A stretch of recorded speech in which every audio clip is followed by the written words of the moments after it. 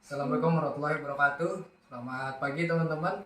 Saya Muhammad Lutfi Hasan dan di sebelah saya teman saya Rama Ramawansyah. Jadi hari ini kita berdua mau membahas apa, Ram? Jadi kita berdua akan membahas perencanaan strategis. Oke. Jadi menurut lu apa sih, Ram, perencanaan strategis itu? Menurut gua perencanaan strategis itu adalah proses yang dilakukan suatu organisasi untuk menentukan strategi atau arahan, serta mengambil keputusan untuk mengalokasikan sumber dayanya untuk mencapai strategi ini. Terus ini, Ram, apa sih pentingnya perencanaan strategis itu buat perusahaan? Nah, setiap perusahaan dalam menjalankan bisnisnya pasti didasari dengan berbagai rencana yang menjadi fondasi dan tertuang dalam visi misi perusahaan tersebut.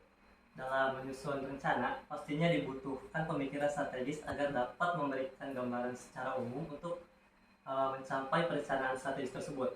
Nah, dalam perencanaan strategis tersebut dapat membantu organisasi dalam perusahaan untuk mencapai tujuan jangka panjangnya. Nah, dengan begitu, perusahaan dapat menerapkan cara terbaik untuk menghadapi peluang dan tantangan. Rencana strategis juga digunakan untuk menilai serta menyesuaikan arah perusahaan dalam menanggapi perubahan lingkungan bisnisnya. Oke, gitu. Berarti dari yang buat tangkap dari lu, Ram, manfaat rencana strategis tuh ada 3 poin ya. Ya. Yang pertama tuh meningkatkan komunikasi antar pekerja. Terus yang kedua itu mengetahui kelemahan dan kelebihan perusahaannya. Terus sama yang terakhir itu membantu memformulasikan strategi yang lebih baik dan sistematik buat perusahaannya. Iya. Terus ini, Ram, faktor apa aja sih yang perlu diperhatikan dalam perusahaan tuh kalau mau membuat perencanaan yang strategis tuh? Nah, jadi ada 7 poin di sini. Yang pertama ada mission statement. Mission statement ini mendeskripsikan hal apa saja yang dilakukan oleh perusahaan untuk meraih visinya. Selain itu, misi juga menjelaskan untuk siapa dan bagaimana perusahaan melakukan apa yang mereka lakukan. Nah, poin keduanya yaitu core value, menjelaskan keyakinan dan company culture perusahaan. Core value juga adalah suatu hal yang akan membantu perusahaan untuk mencapai visi dan misinya.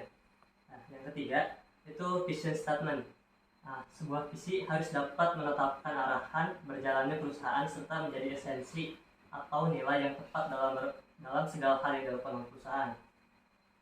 Nah, lanjut poin keempat yaitu ada tujuan jangka panjang. Tentukan terlebih dahulu tujuan jangka panjang perusahaan sebelum menetapkan strategic plan.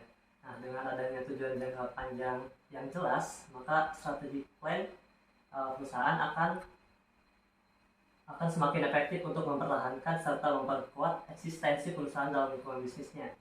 Nah, poin kelima itu harus menetapkan target tahunan. Nah, setiap perusahaan harus memiliki target tahunan untuk meraih tujuan jangka panjangnya. Agar efektif, target-target ini harus dijabarkan secara spesifik dan realistik dalam jangka waktu tertentu untuk meraihnya. Nah, yang keenam adalah analisis SWOT. Analisis SWOT di sini akan membantu perusahaan membentuk strategi planning yang tepat dan efektif untuk terus mempertahankan eksistensinya di tengah banyaknya persaingan di dalam dunia bisnis. Yang poin terakhir yaitu action plan. Agar semakin berkembang, perusahaan harus memiliki action plan untuk setiap tujuan yang ditetapkannya. Dengan memiliki action plan yang taktis dan efektif, maka akan semakin mudah bagi perusahaan untuk meraih visi dan misinya dalam tujuan jangka panjangnya. Jadi begitu. Terus ini, Ram, mungkin yang terakhir kali ya, gue nanya nih, apa aja sih itu kendala-kendala perusahaan tuh kalau misalkan ingin melakukan perencanaan strategis? Nah, dalam rencana yang telah dibuat dapat terlaksana dengan efektif, di sini manajer harus mampu mengidentifikasi beberapa kendala potensial dalam perencanaan dan berusaha mengatasinya. Kendala-kendala tersebut umumnya berupa ketidaknyamanan memberi rencana atau rencana yang tidak cukup baik, lalu kurangnya komitmen dalam proses pembuatan rencana, terus lemahnya informasi, terus terlalu berfokus pada masa kini, terlalu mengandalkan diri pada unit atau bagian perencanaan, dan yang terakhir memusatkan perhatian pada faktor-faktor yang dikuasainya. Baik, terima kasih Rama telah bersedia berbincang di podcast kita kali ini. Sama-sama. Nah, semoga apa yang lu sampaikan bisa bermanfaat buat teman-teman semuanya ya. Amin. Mungkin sekian dari kita berdua, kurang lebihnya mohon maaf. Assalamualaikum warahmatullahi wabarakatuh.